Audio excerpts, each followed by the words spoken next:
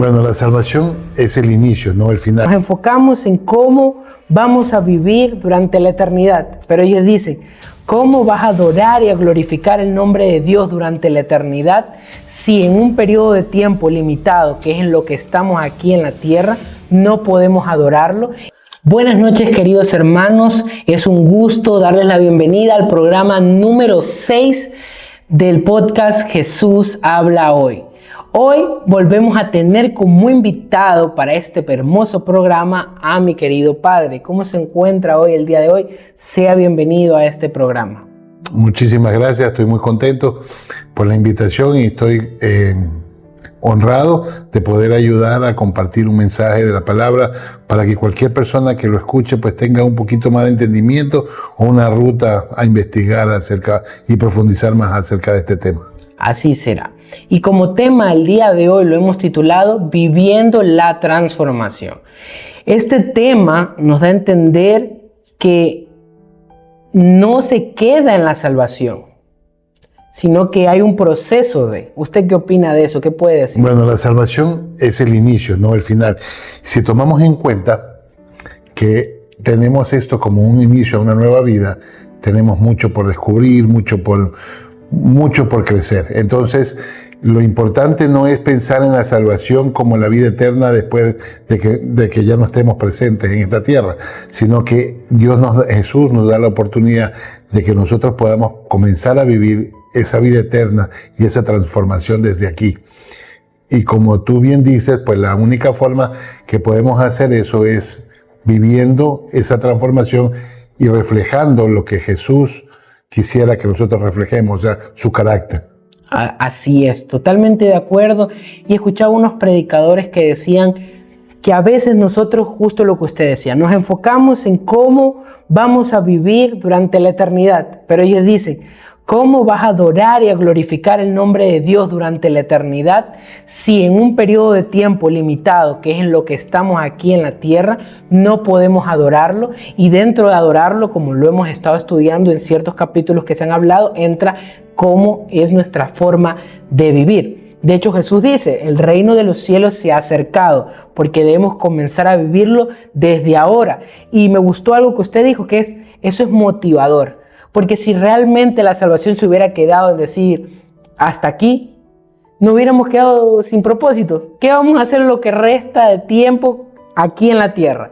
Pero Dios no, Dios nos manda con un propósito que es adorarlo y glorificarlo. Entonces la salvación es la entrada. De ahora en adelante comenzamos un nuevo camino que durará el periodo de tiempo que nosotros estemos aquí en la tierra y que solo Dios conoce cuánto será. Pero todo lo que hemos estado hablando lo tenemos respaldado. Así es. Lo podemos ver aquí en Filipenses 2, versículos 14, 15 y la mitad del 16. Dice, hagan todo sin quejarse ni discutir, para que nadie encuentre ninguna falta en ustedes. Lleven una vida pura e intachable como hijos de Dios en medio de este mundo torcido y perverso. Brille con luces que alumbren en la oscuridad, mientras que se aferran a las palabras de vida. ¡Wow! Qué versículo tan hermoso, pero a la vez también deja saber el nivel de dificultad al que nos enfrentamos cuando comenzamos esta nueva vida, porque comienza diciendo, hagan todo sin quejarse ni discutir. Eso es complicado. Eso es lo más difícil que tenemos. Pero tomemos en cuenta que esto es como un gym y todo comenzar va a ser muy duro. Pero Él también nos da, así como nos da las instrucciones, también nos da la fuerza. Con su Espíritu Santo Él nos va ayudando y nos va dando directrices que nos permiten ir formándonos en cada aspecto que nos permita llevar a cabo este mandato. Sí, y dentro de estas dos palabras que estábamos hablando, yo creo que Dios la puso dentro de este versículo para demostrar nuestra obediencia y el sometimiento que debemos tener ante las demás autoridades, sea en nuestro trabajo, sea en la iglesia, que debemos nosotros dejarnos moldear por esos líderes para que nadie, dice el versículo, encuentre ninguna falta en ustedes. Eso es muy maravilloso y, como decíamos, posible de lograr por las fuerzas que nos da el Espíritu Santo, porque individualmente complicado. Ahora me llama la atención la siguiente parte del versículo que dice: lleven una vida pura e intachable como hijos de Dios en medio de este mundo torcido y perverso. O sea, ya nos está diciendo que si tú recibiste a Cristo, eres nueva criatura, tienes que ser diferente. Amén. Esa es la idea, que proyectemos a Jesús en cada área de nuestras vidas. No solo cuando vamos a la iglesia, no solo cuando nos encontramos con el hermano que procesa nuestra fe, sino que en todas partes. O sea, nuestra actitud tiene que reflejar a Cristo siempre. Y aunque es un trabajo difícil, es posible. Y como dije, esto es un gimnasio. Estamos procesando cada día hasta llegar a la meta. Y continúa el versículo diciendo: brillen como luces que alumbran en la oscuridad, mientras se aferran a la palabra de vida. Muy importante, creo yo. Dios nos da la indicación de brillar, pero también nos da la indicación de cómo es que vamos a brillar. Esa luz que nos está hablando Dios aquí no es una luz propia. No. Es una luz que nos da la palabra de vida, que viene a ser la palabra de Dios, o sea, la Biblia, que a través del estudio, del escudriñar, es lo que nos va a permitir que nuestras acciones permitan que brille nuestra forma de vivir en un mundo donde ocurre totalmente lo opuesto a la forma en que nosotros deberíamos actuar. Pero también, y es importante, que me gusta, es decir, dicen brillen, pero no con un propósito de llamar la atención, sino con un propósito para que alumbren en la oscuridad, o sea, para que puedan mostrarles el camino a las personas que todavía no han conocido de esa luz. Y es maravilloso ese versículo. ¿Usted qué opina? Sí, iba a complementar lo que en la palabra, en el Salmo 119, si no estoy mal, dice que luces a mis pies tu palabra. Esto que habla también de que primero la palabra me alumbra a mí, me guía para que yo, con lo que he aprendido, con lo que ya he cambiado, con lo que ya he transformado, pueda irradiar esa luz a otros. Porque muchas veces no necesitamos predicar con nuestras palabras, basta con el ejemplo que podemos dar y las personas se dan cuenta. La gente que nos conoce va viendo los cambios, entonces es una forma muy buena de poder mostrar a Cristo. Y entramos con un punto muy importante, que es mostrar a Jesús. No es solo hablar de Él, sino vivir como Él.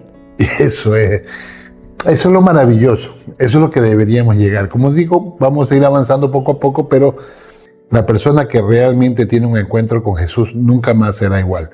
Entonces, a medida tiene su primer encuentro, ya hay cambios. Y esto va a comenzar como la luz de la aurora, ¿no? En la mañanita de madrugada, 4 o 5 de la mañana, está entre claro y oscuro y va a ir avanzando a medida el Espíritu Santo te procesa hasta que llegas al mediodía con la luz fuerte del sol. Y es ahí donde debemos tratar de llegar todos, porque es cuando vamos realmente a brillar para Dios. Que esa luz la vea todo el mundo, porque Él es quien nos ha transformado. Así es. Y vemos que la transformación está dividida en dos partes. Una parte, que es la parte interna, que es donde el Espíritu Santo está obrando, y también está la parte externa, donde se muestra nuestra obediencia que se está manifestando. O sea, ¿qué quiero decir? En nuestra parte interna es donde el Espíritu de Dios nos está trabajando a través de nuestra obediencia hacia Él, de poder aplicar lo que Él nos está enseñando, pero al ser obedientes en lo interno, en el proceso que estamos viviendo, vamos a poder lograr que se vea el fruto en lo externo. Así es. Para esto Pablo nos instruye primero a despojarnos del viejo yo. Es una parte difícil, pero esencial para la transformación. O sea, tenemos que dejar de vivir nosotros, mi carácter, lo que yo quiero, lo que yo pienso, lo que yo decido, para comenzar a vivir como qué le gustaría a Dios que yo haga, cómo le gustaría a Dios que yo resuelva esta situación. Yo le digo una cosa, es muy difícil, eso es algo con lo que yo he batallado mucho en mi transformación, pero a medida que lo voy orando, que me voy dando cuenta que cometo errores, voy tratando de correr a Él antes de tomar cualquier decisión en mi vida. Y eso lo vemos en Colosenses 3, versículo 8, 10. Dice, pero ahora tienen que deshacerse de toda esa maldad, del enojo, la furia, los celos y el lenguaje ofensivo y obsceno. No se mientan unos a otros, porque ya se han despojado de su vieja naturaleza pecaminosa y de su maldad. Revístanse de la nueva naturaleza, la cual se renueva continuamente a medida que aprendan a conocer a su Creador y se vuelvan más parecido a Él. Creo que un ejemplo que podemos poner para poder ingresar es una mochila. Nosotros en la vida de nuestro viejo hombre llevamos a Cristo con una mochila de malos hábitos, de heridas y de muchas cosas que llevamos. Ahora, cuando nosotros aceptamos a Jesús como nuestro Salvador, reconocemos lo que Él hizo por nosotros, Dios nos dice, hasta aquí la mochila. Vamos a abrir la mochila y vamos a tener que sacar los malos hábitos, vamos a tener que sanar las heridas y vamos a tener que guardar las nuevas cualidades, las cualidades de Cristo en nuestra mochila, que son las que nos van a identificar de ahora en adelante. Amén, así es. Muchas veces se torna difícil porque queremos atesorar cosas que, aunque no nos hacen bien, conocemos. Y a veces creemos que, por ejemplo, ponemos un ejemplo de, yo era muy mal hablado antes de conocer a Cristo. Y entonces cuando recién uno comienza a tener la transformación, uno dice, bueno, pero nadie es perfecto, Dios me entiende. No, Dios no entiende. Dios dice que te tienes que despojar y a medida Él va tocando tu corazón, tú lo haces, no por obligación, es simplemente en agradecimiento a la bondad, al amor que Él te ha mostrado, que tú quieres agradarle. Entonces, cuando tú realmente amas a algo o a alguien, en este caso, lo más preciado para nosotros debe ser Dios, uno debe hacer todo en agradecimiento. Entonces, ahí es mucho más sencillo poder dejar hábitos que cuestan mucho dejar. Así es. Y algo que me gusta mucho lo que dice el versículo es, no se mientan unos a otros, porque ya se han despojado de su vieja naturaleza pecaminosa y de su maldad. Es decir, ustedes ya tomaron una decisión. No se mientan al querer jugar con los dos bandos, porque ahora en adelante ustedes son nueva criatura. Ya no pertenecen al mundo. Ahora tienen que actuar como respaldando la decisión que el Espíritu Santo nos ha ayudado a tomar, que es esa nueva vida. Ahora, podemos notar que en este versículo no nos mostraron cuáles son cualidades que representan al Señor. Pero tenemos un versículo, el cual, ¿lo lee usted, por favor? Sí, claro que sí. En Colosenses 3:12 nos dice, ustedes son el pueblo escogido de Dios, santo y amado. Por lo tanto, revístanse de tierna compasión, bondad, humildad, mansedumbre y paciencia. ¡Wow!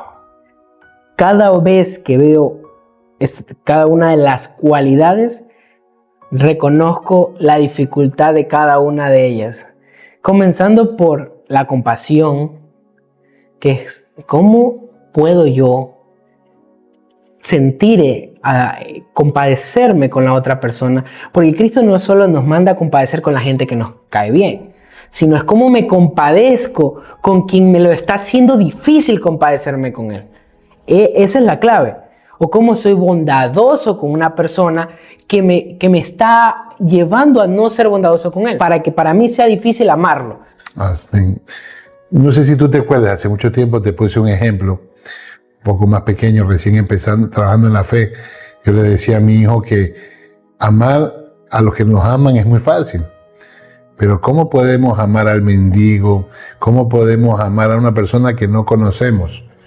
Y eso va para todo, desde que lo podemos usar como para entender exactamente lo que nos está diciendo, como también lo podemos usar el mismo ejemplo de cómo podemos amar a Dios si no lo conocemos. Amén. Entonces, lo importante es que a medida que yo conozco a Dios, entiendo cómo Él actúa y qué es lo que Él ama. Y yo debo amar lo que Él ama. Y la gente, y hablamos de todas las personas, es lo que Él ama. Entonces yo tengo que amar a esas personas, por muy difíciles que puedan parecer. Ahora, esto es un fruto que va dando el Espíritu Santo. A medida Él va trabajando en nosotros, esto va creciendo y cada vez va siendo mucho más viable, fácil, pero muy alcanzable. Pero me gustó algo que me gustaría retomar del podcast que tuvimos acerca con la pastora, el tema de la oración, donde ella dijo, ¿cómo nosotros vamos a poder tener una comunicación con Dios si nosotros no lo conocemos? Es a veces cuando conocemos gente nueva, nos pasa que no sabemos qué decirle, a base a que no conocemos cómo hablarle.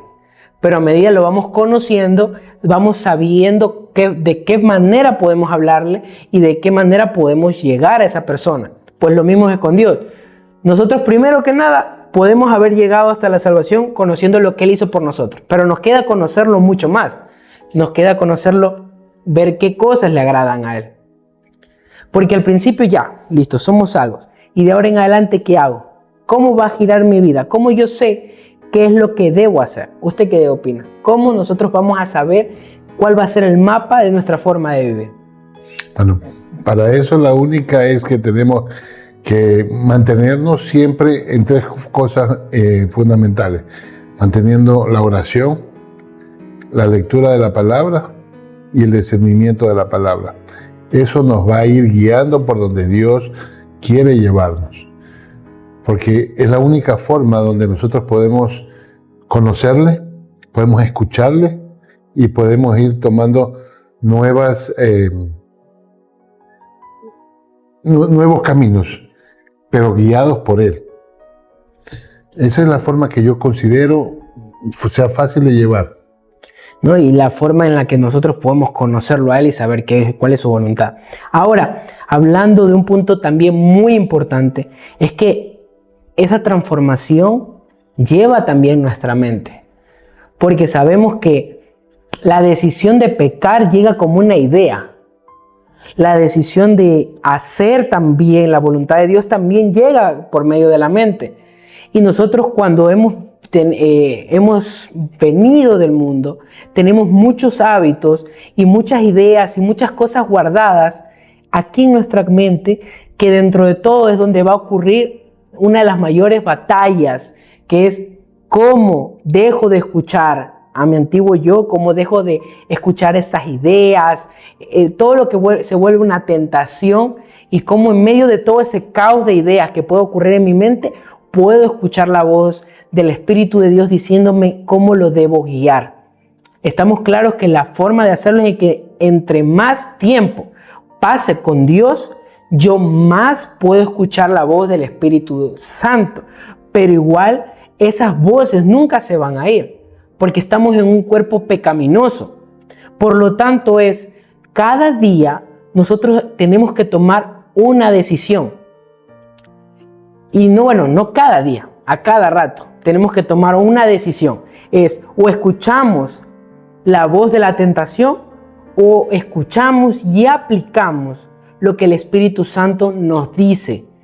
Y creo que dentro de eso llega algo importante, que es poder pedir las fuerzas para poder nosotros tomar la decisión correcta. Que era lo que Jesús, cuando estaba en el Getsemaní, cuando encontró a los discípulos dormidos, les dijo: oren antes de que venga la tentación, para que cuando llegue la tentación, ustedes puedan tomar la decisión correcta. Amén. Amén. En esto lo podemos ver en Romanos 12:2. Dice: no imiten las conductas y las costumbres de este mundo, más bien dejen que Dios las transforme en personas nuevas al cambiarle la manera de pensar. Así aprenderán a conocer la voluntad de Dios para ustedes, la cual es buena, agradable y perfecta. ¿Vio ese dato que hay aquí? Que dice: más bien dejen que Dios los transforme en personas nuevas. O sea, quiere decir que hay momentos donde nosotros no le permitimos a Dios trabajar en ciertas áreas de nuestra vida. Es como decirle, bueno, nosotros tratamos, así sonamos como chiste, tratamos de llegarle con un mapa mal hecho a un arquitecto. Y decimos: mire, con este mapa o con este plano yo quiero que usted haga mi casa. con las mismas medidas. Es lo mismo que cuando tratamos de llegar ante Dios diciendo, mira, estas áreas sí tócalas, quiero que las transformes, pero estas áreas no. Así de chistoso nos vemos al llegar a Dios. Y Dios no va a comenzar la obra hasta que tú le puedas decir, ¿sabe qué? Reconozco que tú eres el que sabe, reconozco que tus planes son perfectos y dejo que tomes todas las áreas y las transformes. Amén. Pero hay veces que nosotros, en medio del proceso de construcción, decimos, hey, no. Le decimos al arquitecto o al ingeniero, le decimos, no. Eso no quiero, así no se hace. Yo quiero que esa columna vaya en vertical y que el techo vaya inclinado. Entonces el ingeniero retira a su grupo de trabajadores y se va. Y no regresa hasta que nosotros digamos, no, ¿sabes qué? Siga terminando la obra como usted sabe. Y lo mismo pasa con Dios. Dejamos comenzar a Dios, ponemos nuestro corazón a que Él pueda actuar, pero de repente hay veces que nos amanecemos y decimos, Señor, no, yo quiero que hagas esto en esta área, pero en esta área no quiero que la toques. Entonces Dios pone en pausa la obra, porque con Dios es todo o es nada. Y eso es maravilloso, porque dentro de eso, de esta forma, al permitirle a Dios trabajar en nuestras vidas, podemos conocer su voluntad, por el tema de que la estamos probando. Y al probar, eso nos da confianza al saber que su voluntad es buena, agradable y perfecta. Por eso digo que este versículo me llama mucho la atención. ¿Qué opina usted de todo esto? Sí, la voluntad de Dios siempre va a ser diferente a la que nosotros queremos. Pero algo que ya he podido vivir es que a medida yo puedo pasar el tiempo y puedo regresar mi mirada hacia atrás, siempre que yo haya tomado la decisión, filtrando las decisiones en la palabra y lo que Dios me ha puesto en mi corazón, las decisiones han sido con mucha bendición, bastante correctas. Aun cuando ya ha habido tribulación, pero uno no sintió mal esa tribulación, no se desesperó, pasó a traer con victoria. Pero cuando tomamos las decisiones en mi yo y no dejo que Él me guíe y que Él me enseñe, siempre que yo he hecho eso, he terminado arrepentido, postrado de rodillas, pidiendo perdón porque me ha traído amargura, me ha traído dolor y me ha tocado empezar de nuevo porque Dios es muy paciente. Entonces, Él no tiene problema en esperar que yo recapacite unos 10, 15 años. Lo puede hacer tranquilamente hasta que yo entienda y recapitulamos y volvemos a arrancar. Como tú dijiste del ingeniero y del arquitecto, si él dice, cuando usted esté listo para que yo trabaje como sé, como es correcto, me llama. Así es. Entonces, estoy muy de acuerdo con lo que tú has dicho y es algo que tenemos que trabajar, pero si a medida entendemos que no podemos avanzar solos, tenemos que regresar a Él. Así es. Eso es maravilloso.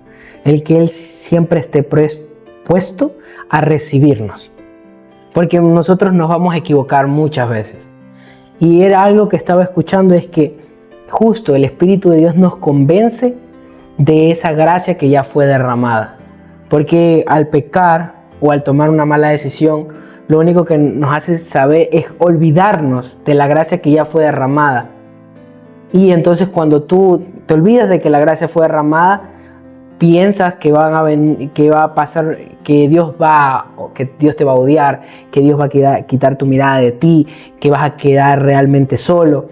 Pero te olvidaste que Dios ya hizo y que ya derramó su gracia. Y por lo tanto Él sigue esperándote con los brazos abiertos, porque para eso trabajó y ese fue su proyecto y su plan secreto que lo estuvimos contando. Ahora, dentro de ese plan secreto, Jesús nos da grandes enseñanzas y de hecho nos da mandatos donde dice, sean sal y luz. ¿Usted qué cree que se refiere a la sal? ¿Para qué sirve la sal, papi? Bueno, en la manera natural la sal sirve para dos cosas que yo conozca. Para ponerle sabor a la comida y también para preservar alimentos. En la antigüedad, antes que hubiera nevera, estoy casi seguro que se usaba sal en grano para poder mantener los alimentos o la carne más tiempo. Pero, ¿por qué creen ustedes que Dios nos pide ser sal? Vamos a ver qué dice Él en un versículo. Mateo 5:13. Ustedes son la sal de la tierra, pero si la sal pierde su sabor, ¿con qué se la salará? Ya no sirve para nada, sino para ser tirada y pisoteada por la gente. Una maravillosa y fuerte enseñanza. Porque dice, si ustedes dejan de ese propósito que ustedes tienen, entonces ustedes no sirven para nada. Lo mismo que la sal. Si la sal deja de cumplir la función que tiene la sal, deja de servir, deja de ser útil. Pues lo mismo, si nosotros, como hijos de Dios, dejamos de compartir su palabra, que esa es la sal, compartir su palabra con los demás, compartir su amor con los demás, dejamos de ser útil. Solo tendríamos el nombre como la sal.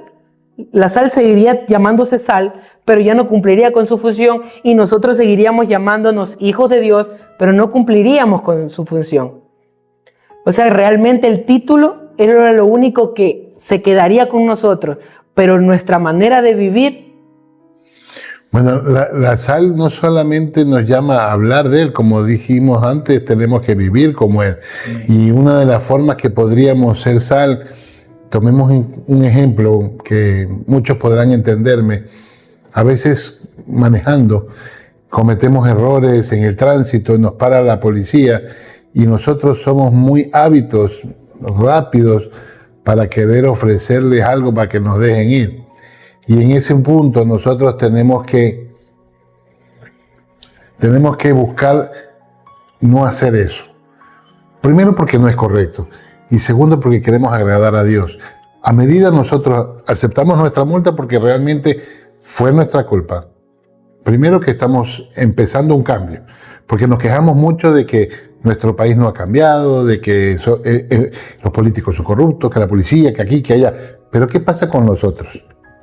No es solamente de un lado, es de ambos lados. Entonces, si yo no empiezo un cambio, nadie más empieza un cambio. Ahora, de las grandes enseñanzas y ejemplos que yo te he podido dar, la mayor parte han sido porque yo te he dicho qué hagas y cómo vivir, o por lo que tú has visto que yo he hecho y he cambiado. Yo creo que han sido cuando usted me indica, pero al mismo tiempo lo aplica. Eso es lo que nosotros nos va a permitir comenzar a hacer sal, porque la gente va a decir, ese hombre es diferente, ese hombre ha cambiado. Todo el mundo sabe quiénes éramos, ahora tienen que saber en quiénes nos hemos convertido y a quién seguimos. Y eso de que nos digan cristianos, no tiene que ser que tú digas a alguien, yo soy cristiano, no. Tenemos que dejar que alguien diga de nosotros, ese hombre es un cristiano. ¿Por qué? Porque está diciendo que nos parecemos a Cristo. Y esa es la meta de todo ser humano que cree en Él. Algo que me llamó la atención recordando hace unas semanas atrás fue que nuestro pastor compartió una idea que lo dijo otra persona que realmente no me acuerdo el nombre, pero decía, si tú quieres hacer un verdadero cambio, comienza cambiando tu cama. Arreglando tu cama. Arreglando tu cama. La cosa está en cuán cierta es esta verdad al decir, hay mucha gente que quiere ser sal en puestos donde todo el mundo lo ve, pero no puede ser sal en las cosas cotidianas del día a día. Siguen participando en chismes, siguen mintiendo, siguen teniendo su vocabulario, no cambia. Entonces, ¿cómo podemos querer estar aquí si nosotros con nuestras pequeñas decisiones diarias no podemos ser sal? Es verdad, o sea, si no nos ordenamos desde lo pequeño, ¿cómo podemos estar en lo grande? Y eso él también lo refleja en muchas parábolas. En lo poco me he sido fiel, en lo mucho te pondré. Y lo mejor de todo es que si nosotros podemos adoptar estos cambios pequeños, es mucho más fácil hacer cosas grandes. Porque tú estás hablando desde lo natural, desde tu fe. Entonces nosotros lo que tenemos que buscar es que no solo ser sal, también tenemos que ser luz. Y a veces cometemos el error de ser luz. La definición de luz es alumbrar.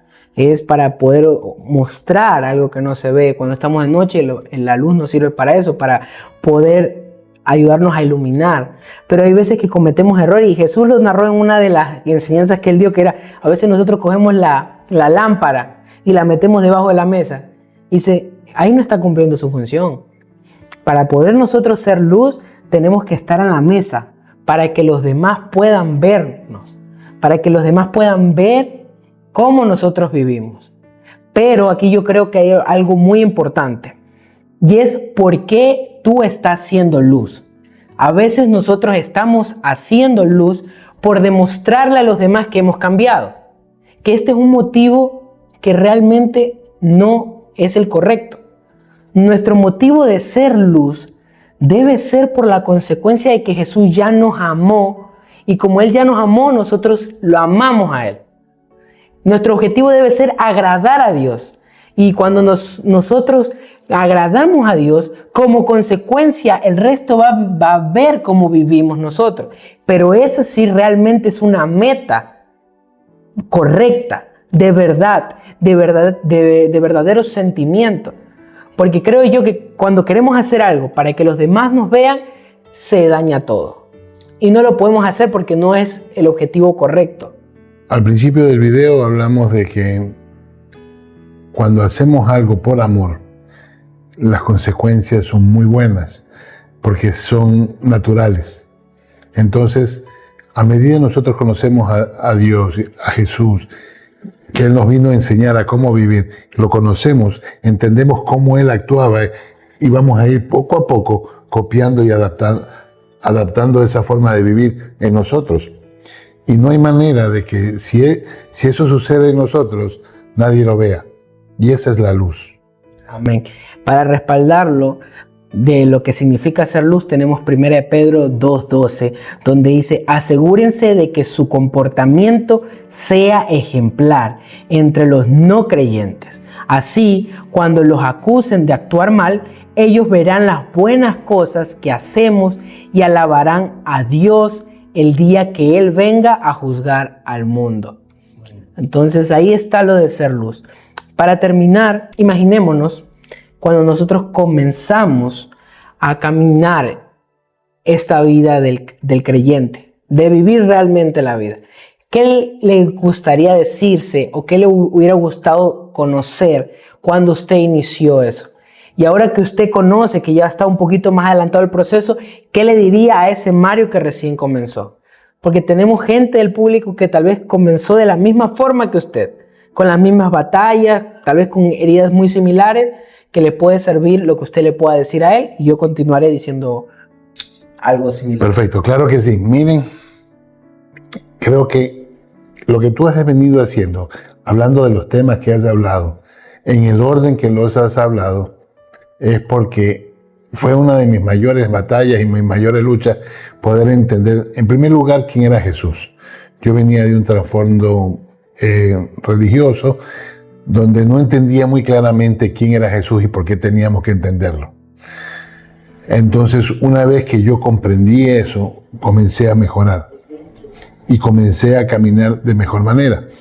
Otra de las cosas que he aprendido a lo largo de este tiempo es que nosotros apenas nos convertimos en creyentes, tenemos que pasar a ser discípulos. Esto no es hace mucho tiempo que lo comprendí, pero está transformando mi manera de pensar. Y como digo, una vez que nosotros podemos mirar hacia atrás, podemos ver qué hubiéramos podido hacer mejor.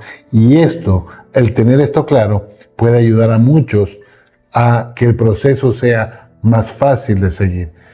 Porque un creyente se queda con lo que recibe, pero un discípulo, piensen en los discípulos de Jesús, ¿qué hacían? Él los preparó para que ellos salieran. Nosotros no podemos quedarnos de la conformidad de solamente recibir el mensaje y guardarlo para nosotros, sino que tenemos que aprenderlo y replicarlo. Amén. Ese es el verdadero cristiano. Y todos vamos a ir creciendo poco a poco. En este canal por lo menos vamos a seguir intentando proveerles de temas que todo cristiano ha batallado o ha pensado en algún momento, con el afán de que ustedes puedan seguir investigando y creciendo en esos temas si les parecen que son necesarios. Así es. Y yo solo quería acotar algo. Disfruten de cada etapa de su proceso. No traten de desear ser adultos espirituales sin antes haber pasado por ser un bebé espiritual. Disfruten cada etapa, no se frustren, dejen que Dios transforme sus vidas. Y hasta aquí, este fue el capítulo número 6 de Jesús habla hoy. Nos vemos en la próxima. Adiós.